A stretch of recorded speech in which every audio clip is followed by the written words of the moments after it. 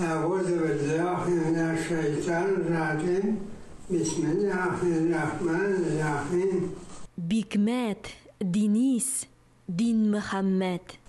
Матурлыкның нурларын тирә-юньгә сибүче, гасырлар дәвамында халык җәүһәре булып яңгыраган, бүгенгесе көндә дә асыл таш булып ялтыраган, татар халкының миллилеген саклап калучы шәхесләр бихисап.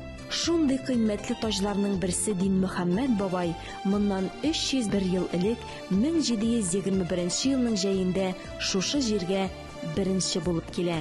Хәзер әлеге тарихка кереп калган истәлекләр авылыбызның 300 еллыгына багышлап ачылган музейда һәм шулай ук авылның юбилеена багышлап бастырылган китапта урын алып тора. Шул чордан ук инде авылыбызга күккә омтылучы манаралы 7 мәчет нур сибеп торган. Бүген шуларның икесеннән көн сайын таң атканда йөрәкләргә үтеп, яңгырыйлар азан моңнары. Авылыма иман нуры бөрки, тибрәлдерә күңел кылларын. Бүгенгесе көндә авылда 2 мәчет булуы динне кадерләү, олылауның мәртәбәле дәлиле.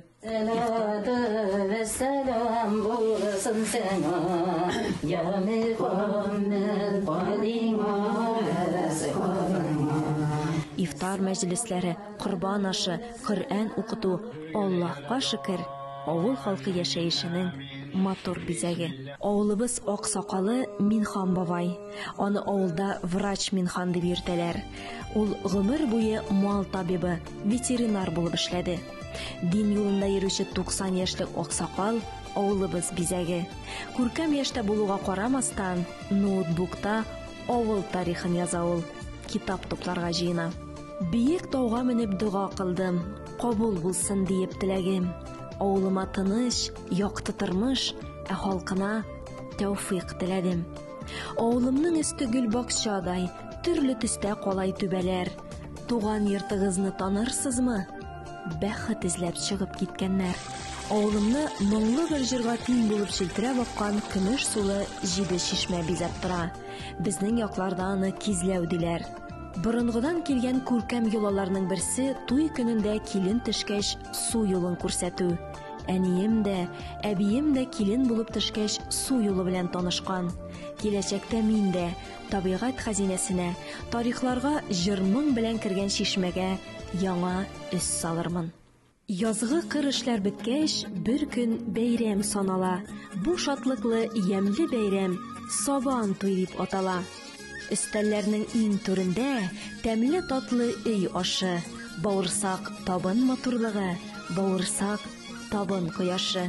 Татар халкының барлык милли ризыкларын Сабан туйына авылыбыз осталары пешерә. Мәйдандагы барлык халык та бавырсак белән авыз итә. Моңга сусаган күңелне бавырсак балы эретсен, сибелгән татар баласын милли бавырсак бер итсен.